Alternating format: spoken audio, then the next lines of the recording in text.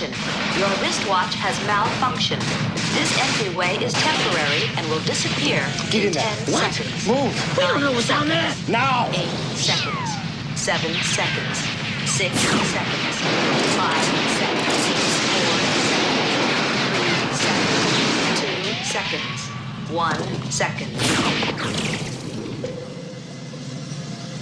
If you need assistance in finding your destination, bilingual instructions are posted at the end of each corridor. What language is that? I don't know. Where the hell are we? I think we're in the city. Maybe some kind of underground base or something. There's gotta be a way out. I'm just hoping nobody saw us dropping in.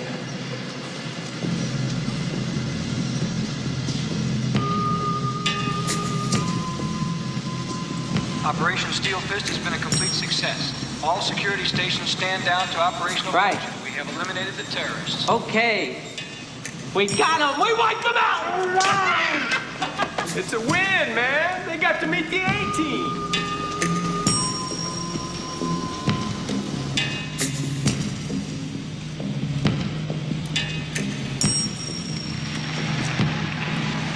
I'm hearing something.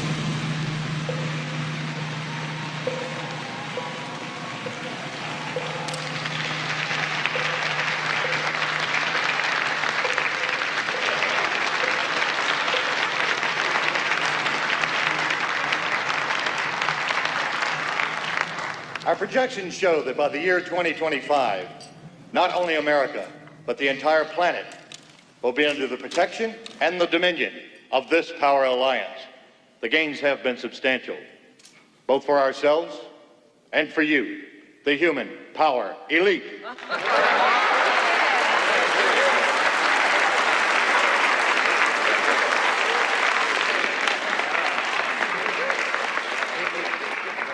You have given us entree to the resources we need in our ongoing quest for multidimensional expansion.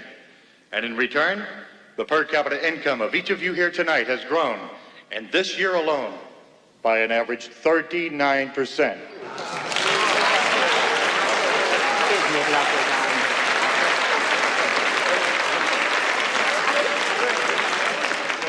And I have just received word that our forces have won a major victory.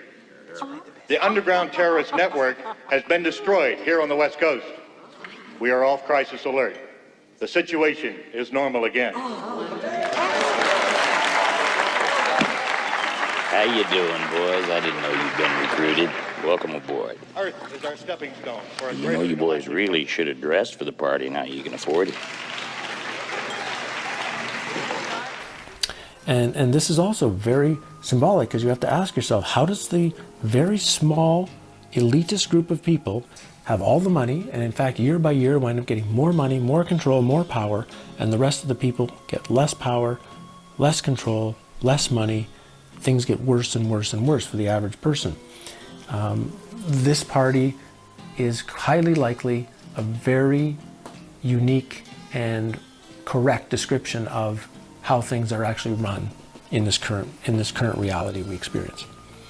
While they're at this party, one of the elitists in a tuxedo comes over to greet them and says, "Oh, you boys are with us now?" Now, I never thought about this, again, closely the first couple of times I saw the movie, but why would an elitist in a tux come and greet these obvious scruffy nobodies who are not wearing fancy clothes and, in a sense, look like they don't really belong there? He must know them, and I realized he does know them. The man in the tux was seen earlier in the movie as one of the men sitting on the couch watching the television when the TV got hacked.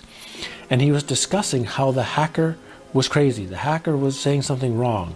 So here we have this member of the elite moving within and living as a disinformation agent within the normal population. So it's also a very interesting metaphor, very rarely picked up. Most people don't notice it. They did give him a very unique, strange, sort of scraggly voice.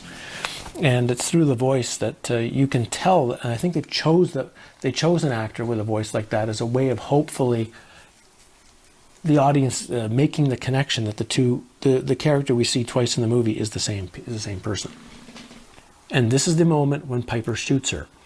And this is extremely important because he's not just symbolically killing the person, He's killing all of the attachments to the dreams, the ideas of importance, the ideas of pleasure, the ideas that any promise within the dream will distract him from the truth. You might say it's at this moment he has become awake. He has decided that the need for truth and the need for doing what's right is more important than any pleasure the dream can possibly give him. Truth is his walking stick from here on out. What's also interesting is at the end of the movie, Piper has shot the transmitter and the signal that is sent out. And if you notice, again, all through the movie, we see these beaming, these signals. And again, that's very unique for today. How many towers do we see in every single place on the earth? What exactly are they broadcasting? What exactly is going out? In this case, in the movie, what they are broadcasting is a very specific covering, a very specific hypnotic signal that allows humans to not be able to see the truth of the controllers. The sunglasses and somehow were blocking out these signals, but this is exactly where they were coming from. He blows up the tower, and as the tower blows, as he winds up dying as he blows up the tower. The police and the helicopter shoot him, but he does blow up the tower. And just as this happens, all of a sudden, the spell is broken by the regular population, and now certain people of the population can be seen as aliens by everybody. And what's interesting is one of the first things that's clicked on is a television. On the television is a reporter saying not to listen to John Carpenter, who is the writer-director of this movie. So very standard to tell you that the system is telling you not to listen to anything that might reveal the system.